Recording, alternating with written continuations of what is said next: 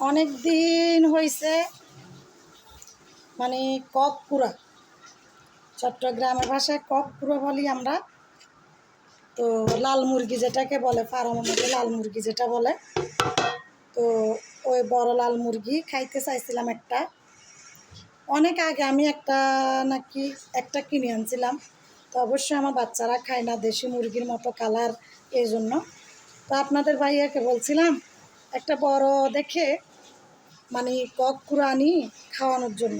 তো কিন্তু সে তো আনেও নাই, খাওয়ায়ও নাই। কেন খাওয়াইতে পারে নাই বা কেন খাওয়াই নাই সেটা তো আমি জানি না, তবে আমার অনেক আবদার ছিল।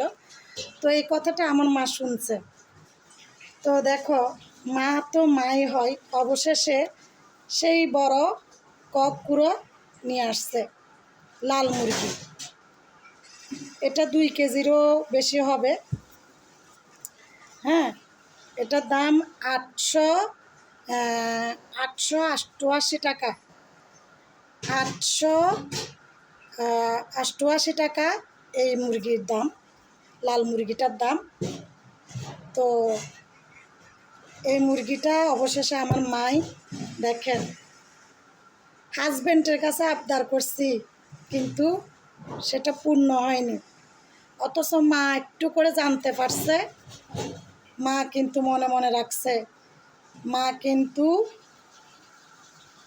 এই মুরগি আমার জন্য নিয়ে আসছে। এগুলো সব কেটে নিয়েছি, এখান থেকে ঘাড়, পা এগুলো আমি নিই নাই, এগুলো হচ্ছে রেখে দিয়েছি আলাদা।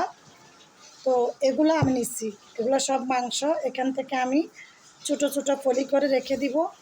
আমার যেই দিন খেতে মন চাইবে সেই দিন আমি রান্না করব। তো আজকে তো সবে কদরের পরব, তো সেই অনুযায়ী আমি হচ্ছে আজকে এই যে একটা 200 টাকার ভিতর একটা ব্রয়লার মুরগি আনাইছি ছোটো দেখে, যেহেতু আমার মাও মুরগি আনছে।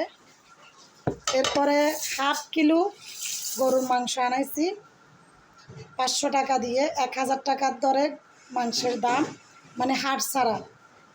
তো এখানে আমি 1/2 কিলো মাংস আনাইছি 500 টাকা দিয়ে। তারপরে হচ্ছে রুটি বানানোর জন্য রুটির কাই ধরে রাখছি আর এগুলা। তো অবশেষে মায়ের যে কক কুড়া, এই কক কুড়া পেয়ে তো আমি অনেক খুশি, মহা খুশি। যে মা আমাকে, মা তুমি মা বলে আজকে মেয়ের আবদার পূরণ করছো। মায়ের মতো আপন পৃথিবীতে কেউ হয় না, এই কথাটা আমি বারবারই বলি। কার মা কেমন আমি জানি না, তবে আমার মা পৃথিবীর শ্রেষ্ঠ।